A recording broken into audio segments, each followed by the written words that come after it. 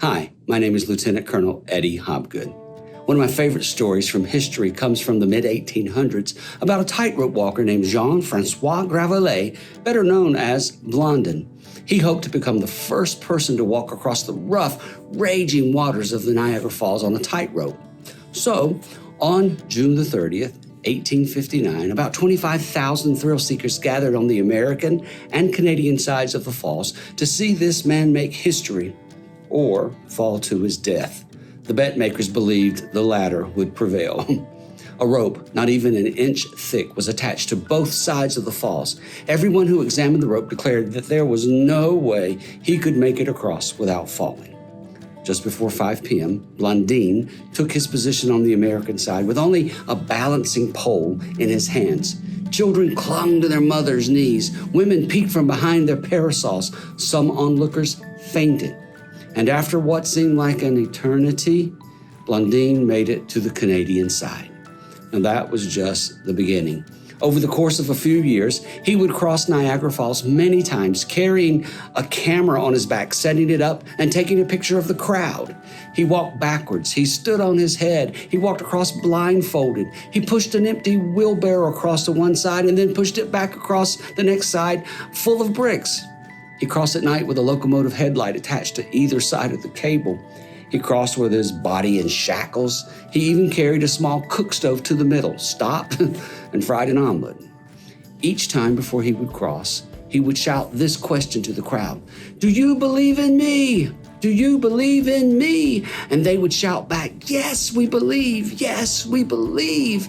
And then they would cry his name: "Blondin, Blondin, Blondin." One such time, after asking the crowd if they believed in him, and they responded yes, he asked for a volunteer to climb up on his back and allow him to carry them across the treacherous waters of the Niagara. The crowd fell silent, every face looking down at the ground. While with their lips they said they believed, it was obvious that their minds and their hearts did not feel the same way. Finally, Blondin asked his manager, Harry Colcord, if he believed in him, to which Harry replied, "You know I do." "Well then," said Blondin, "climb up on my back and let me carry you across the Niagara." As Harry climbed up on Blondin's back, Blondin said, "Until I clear this place, be a part of me, mind, body, and soul." And as they say, the rest is history. Blondin and Colcord safely crossed the raging waters of Niagara Falls. I've been thinking a lot over the past couple of weeks about what's going on around the world, this pandemic. It's like the waters of life are roaring and raging, and we've been given the challenge of crossing over them to the other side where there is wholeness and healing and normalcy. But many are frozen in their fear. Many just don't know what to do or how to begin that journey. It's as though I hear Jesus saying, "Do you believe in me? Do you believe in me?" And I quite feebly responding, "Yes, I believe. Help thou my unbelief." And then Jesus very gently whispers, "Climb on and let me carry you across this. Be a part of me, mind, body, and soul." And if we can find the faith to do that, I believe that we can come out on the other side safely. Some scripture for us to think about. Isaiah 40:11.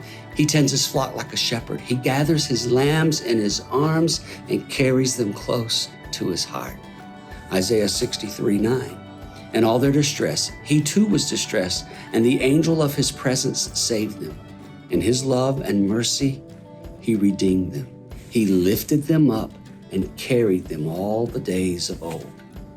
Deuteronomy 1:31 says, "And in the wilderness, there you saw how the Lord your God carried you, as a father carries his son, all the way you went until you reached his place." And in Isaiah again, chapter 46, verse 4, "Even to your old age and gray hairs, I am he. I am he who will sustain you. I have made you, and I will carry you. I will sustain you, and I will rescue you." I pray that you can picture God carrying you today when you are or want to be filled with fear or uncertainty. Remember, you are deeply loved and you and I are being carried by God, our Heavenly Father. God bless you today.